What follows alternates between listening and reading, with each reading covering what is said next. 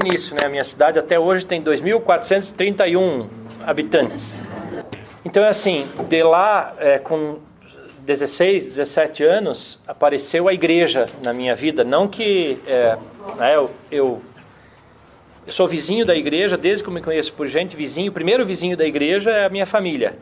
Eu ia à igreja, mas não sabia que padre se formava em algum lugar. Então, lá pelas tantas, quando tinha 15, 16 anos, passou final do ensino fundamental, indo para o médio, ali primeiro ano do ensino médio, passou o padre e falou que dava para jogar futebol e tomar banho de rio todo dia no seminário também, porque eu disse para ele, o que você gosta de fazer? Jogar futebol, porque eu morava vizinho ali do campo de futebol da igreja, e a igreja ali, e ele falou, não, dá para fazer isso no seminário também. Então eu me animei, falei, opa, agora sobre vocação, padre e tal, eu nem sabia o que era, né? E os padres logo descobriram que eu tanto não sabia quanto também não tinha, ainda bem, vocação para ser padre. E aí eu fui seminarista, assim, resumidamente, né, lá no interior de Santa Catarina, depois no Rio Grande do Sul. Aí passei um tempo conhecendo, né, a ordem religiosa que se chamava Nossa Senhora Consolata, aqui em Curitiba, São Paulo, na Bahia, um pedacinho de tempo, mas isso 6 meses num lugar, 6 meses no outro. E parei na filosofia aqui em Curitiba. E daí, como eu saí do seminário, Geraldo também, professor Geraldo, porque já disse aqui, acho que quase todos sabem, né? Eu sempre chamo de professor Geraldo, porque o Geraldo foi meu professor, né, na filosofia, na PUC. Eu fiz nem um ano inteiro de filosofia nos Vicentinos, que agora é faculdade também, mas não era reconhecido. E os professores de lá, quando eu saí do seminário, quando os padres me aconselharam a pensar a minha vocação, dizendo que eu não tinha mesmo, mas eu agradeci, porque de verdade eu não me reconheço como, e ainda mais era religioso, né, que é diferente do padre secular e tal. Eu, quando penso no meu passado, imagino que se até fosse um padre secular, talvez, mas religioso, acho que não daria certo. E os padres foram sábios, Pedro, em me dispensar do seminário.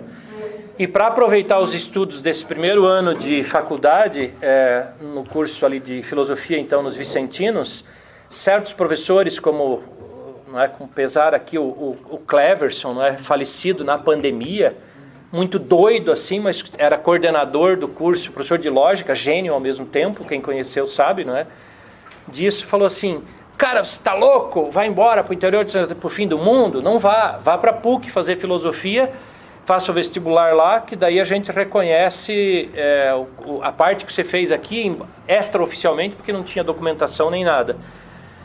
E aí, por insistência dele, o professor Carlos Lemos, também falecido recentemente, professor carioca, professor de história, falou, reconheço também, o professor Edmilson Pascoal também disse, reconheço também o que você fez lá. E eu me animei. E voltando ao início, a minha família, eu sou o 7º filho de uma família de 10. Nenhum dos meus irmãos mais velhos tinha feito faculdade. Eu sou o primeiro a fazer. Eu digo com orgulho isso, porque daí parece que abriu uma porta. E todos os meus irmãos mais jovens, daí fizeram faculdade depois de eu fazer.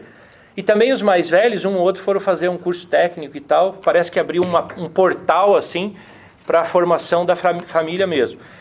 Mas eu também, professor Geraldo e colegas, meu pai tinha servido o exército e tinha feito ginasial. Então lá em Mirim-Doce, no interior de Mirim-Doce, era uma das pessoas, como antigamente era possível isso, com a maior formação e visão de mundo que tinha. Então, você vai ser professor. E eu descobri isso depois que eu me tornei professor, que na verdade o meu pai era agricultor e professor de criancinhas, alfabetizador. Escola isolada, ainda chamava-se, nem existe mais isso. E daí, como meu pai era agricultor e exigia bastante, como sempre exige, ele não dava conta, não tinha tempo de dar aula, minha mãe, que tinha 3 anos de escolaridade, foi ser professora no lugar.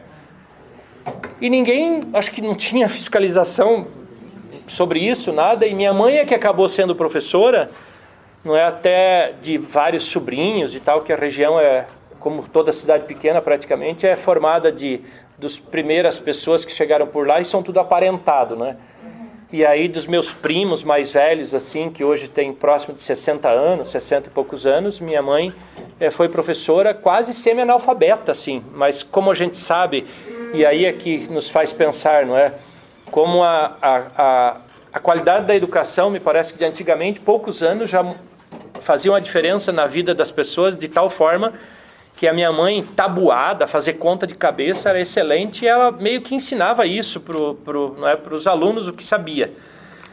Bom, enfim, então, para ir concluindo já, dizendo que eu saí do seminário e fui fazer, fiz vestibular na PUC, lá no início da década de 90 ainda, onde o Geraldo foi meu professor, acho que em 94, e daí assim, eu me formei professor como? Eu gostei do que o Freire diz assim, não é, ali logo no começo do texto, diz assim que ninguém se forma professor numa terça-feira à tarde, e tampouco se forma professor, ele não chega a dizer isso, mas eu me incluo nessa parte que diz assim, não se forma professor fazendo uma faculdade, uma licenciatura.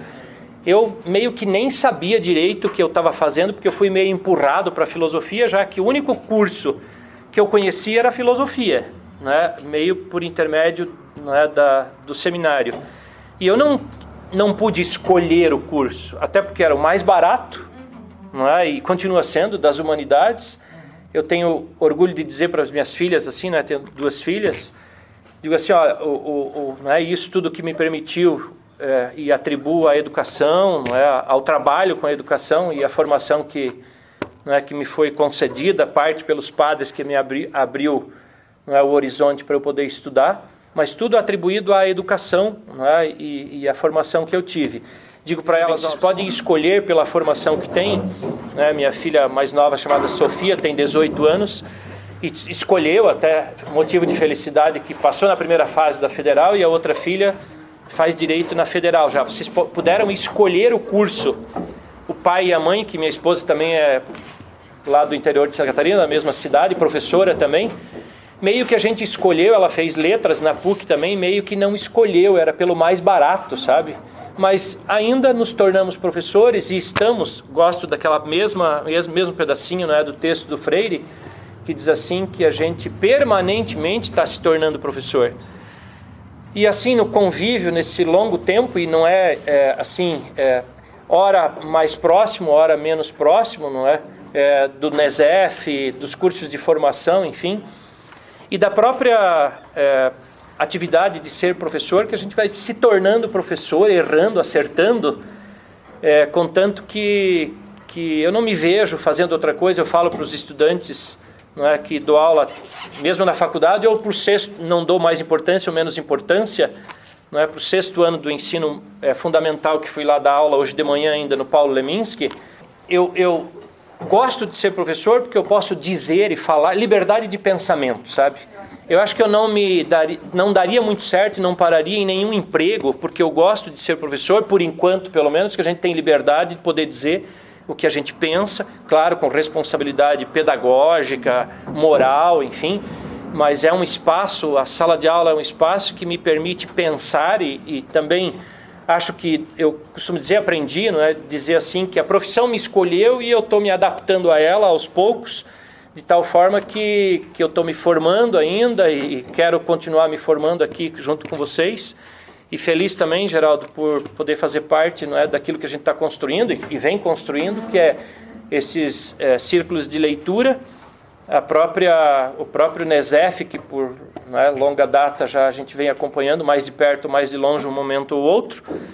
E feliz por a gente ter perspectiva, tanto política, não é, aí com a eleição do Lula, e também aqui no ICEL, não é, mas feliz por poder estar numa profissão que me permite ser o que eu estou escolhendo ser. Não é? Eu aprendi bastante sobre a coisa religiosa, acho que a maioria já sabe, não é? Eu aprendi muito e me encontrei, não é, nos filósofos ateus mesmo. Feuerbach, Schopenhauer, Nietzsche, não é? A transcendência se dá na imanência, não é? Não existe o duplo para mim, não existe a dualidade platônica. O que existe, o máximo que eu consigo conceber, não é a transcendência na imanência, quer dizer, nós nos tornamos melhores enquanto seres humanos no mundo físico e não para um outro lugar. E é a partir desse ponto que eu me encontro e trabalho para isso aqui junto com vocês.